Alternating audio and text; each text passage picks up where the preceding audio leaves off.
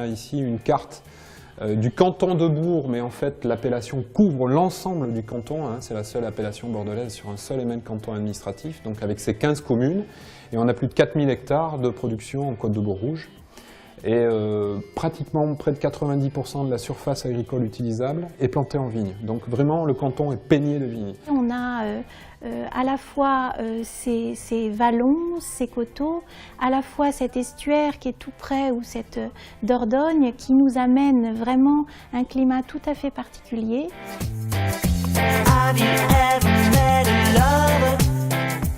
Côte de Bourg, c'est quelque chose qui résonne et qui résonne plutôt positivement, dans un sens qualitatif du produit, mais aussi dans un sens accessibilité financière. Ce sont des produits très souvent d'un très bon rapport qualité-prix.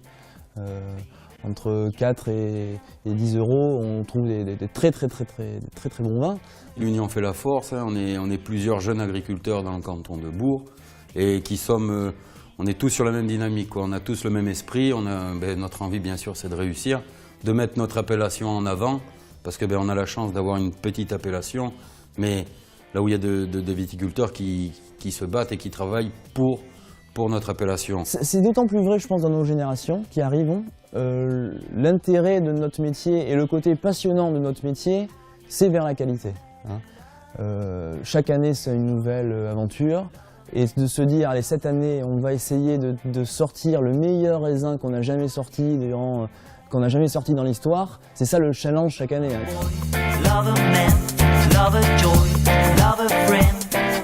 Moi, en ce qui me concerne, là, je fais une cuvée, je fais un 100% Malbec. Le Malbec, c'est quand même un cépage qui est dans les Côtes de Bourg depuis très longtemps.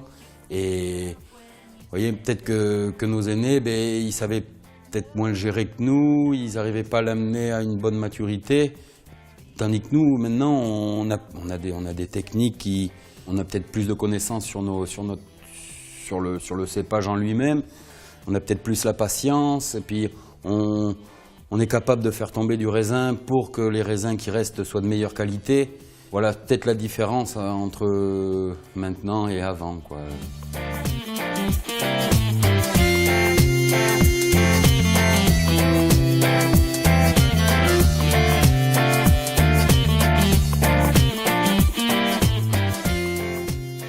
Et c'est vrai que la biodynamie, pour moi, c'était très important, dans le sens où, véritablement, c'est un outil, c'est une clé qui nous permet d'aller vraiment dans l'énergie du vivant et avec. C'est-à-dire qu'on va ne pas faire de lutte, mais on va aller dans le sens de la nature, dans le sens de la qualité de l'année, être à l'écoute véritablement de ce que la nature nous donne et de respecter ce fruit.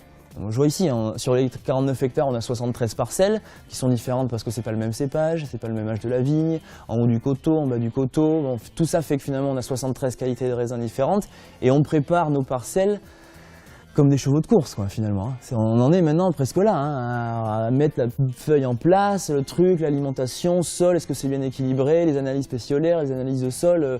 Enfin, c'est plus du tout la même dimension qu'avant. On veut tellement optimiser.